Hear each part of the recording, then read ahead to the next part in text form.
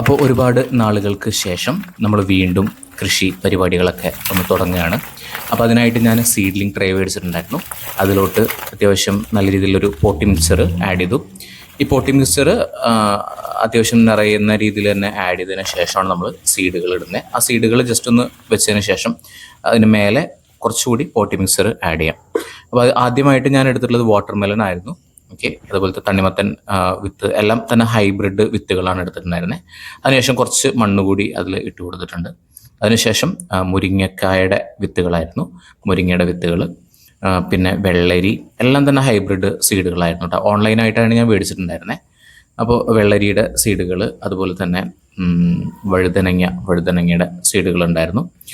അപ്പോൾ ഇത്രയും സീഡുകളാണ് ഞാൻ വെച്ചിട്ടുണ്ടായിരുന്നത്. അതിനുശേഷം ഞാൻ അന്ന് രാത്രിയിലാണത് കുഴിച്ചിട്ടിരുന്നത്. കുറച്ച് വെള്ളമൊക്കെ ഒഴിച്ച് വെള്ളമൊക്കെ തെളിച്ച് കൊടുത്തു.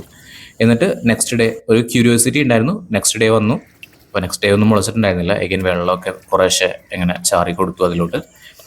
എഗൈൻ അന്ന് രാത്രിയും കുറേശ്ശെ ചെറിയ തോതിലൊക്കെ വെള്ളമൊക്കെ ഇങ്ങനെ നനച്ചു കൊടുത്തു. എനിക്ക് അത്യാവശ്യം വേനൽക്കാലമാണ്, നല്ല വെയിലൊക്കെ കിട്ടുന്നൊരു സമയമാണ്.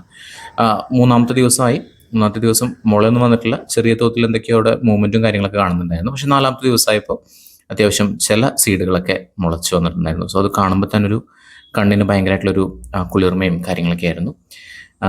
അങ്ങനെ നമ്മളെ 4th ഡേയിൽ വിത്തുകളൊക്കെ കുറേശ്ശെ മുളച്ച് വന്നിരിക്കുകയാണ്. ഓക്കെ,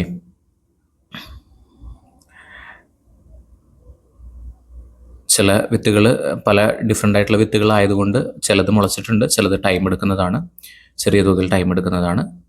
ഓക്കെ, ആൻഡ് അഗെയിൻ ഞാൻ വെള്ളമൊക്കെ കുറേശ്ശെ തെളിച്ച് കൊടുത്തിരുന്നു. അഗെയിൻ ഡേ 5 ആയപ്പോൾ അത് മുളച്ച് വന്നിട്ടുണ്ടായിരുന്ന വിത്തുകൾ കുറച്ചുകൂടി ഹൈറ്റ് വെച്ചു.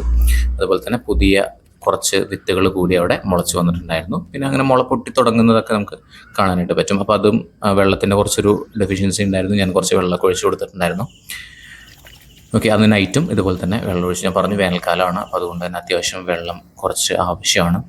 ഡേ 6 ആയപ്പോൾ കുറച്ചും കൂടി സീഡുകളൊക്കെ മുളച്ചു. എഗെയിൻ ബാക്കി ഉണ്ടായിരുന്ന ചെടികളൊക്കെ സാപ്ലിങ്ങൊക്കെ കുറച്ചും കൂടി ഹൈറ്റ് വെച്ചിട്ടുണ്ട്. എഗെയിൻ അന്നും വെള്ളമൊക്കെ ഒഴിച്ചു.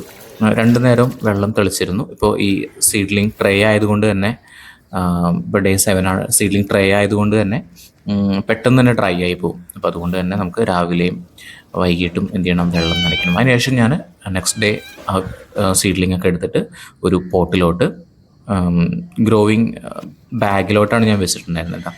അപ്പോൾ അതിലോട്ട് വെച്ചു.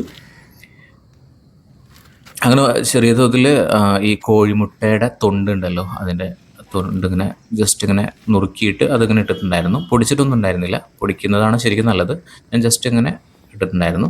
പിന്നെ മുരിങ്ങക്കായൊക്കെ അടുത്ത ദിവസം ആയപ്പോഴത്തേക്കിങ്ങനെ മുള പൊട്ടി വന്നിട്ടുണ്ടായിരുന്നു. അങ്ങനെ എല്ലാതും ഞാൻ ഇങ്ങനെ ഗ്രോ ബാഗിലോട്ട് മാറ്റി. ഓക്കെ, മുരിങ്ങക്കായും എല്ലാതും ഞാൻ കുറേശ്ശെ ഗ്രോ ബാഗിലോട്ട് മാറ്റി. പിന്നെ 2 ദിവസം കൂടി കഴിഞ്ഞപ്പോൾ വെള്ളരിയുടെ ഇലകളൊക്കെ നല്ല രീതിയിൽ വന്നു, നല്ല വൃത്തിയിൽ വന്നു തുടങ്ങിയിട്ടുണ്ടായിരുന്നു. അതുപോലെ തന്നെ മുരിങ്ങയൊക്കെ നല്ല രീതിയിൽ ഇലകളൊക്കെ വന്നു.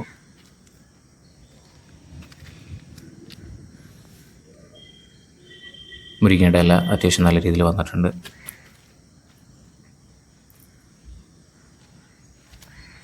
പിന്നെ വെണ്ടയ്ക്ക ഉണ്ടായിരുന്നു.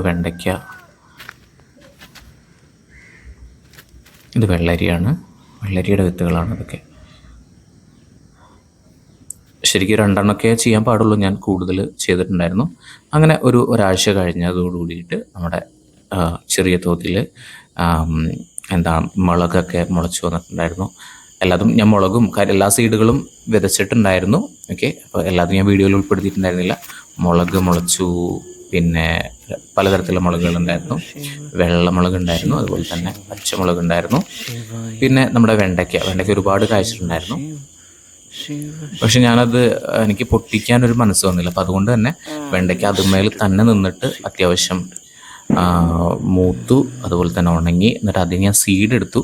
പിന്നീട് ആ സീഡ് ഞാൻ വീണ്ടും വിതച്ചു. അപ്പോൾ അതിൽ നിന്ന് അത്യാവശ്യം കുറേ ചെടികൾ കിട്ടിയിട്ടുണ്ടായിരുന്നു. ഓക്കെ, സോ നെക്സ്റ്റ് ഡേ ഞാൻ ഒരെണ്ണം എടുത്തിട്ട് കഴിച്ചു. ഓക്കെ, സോ ഇതൊരു ഹാപ്പിനെസ്സാണ്. നമ്മൾ വിത്ത് കുഴിച്ചിട്ടു, അതിൽ നിന്നുണ്ടാവുന്നത് നമ്മൾ അവിടെ നിന്ന് തന്നെ കഴിക്കുന്ന സമയത്ത് കിട്ടുന്നൊരു സന്തോഷം.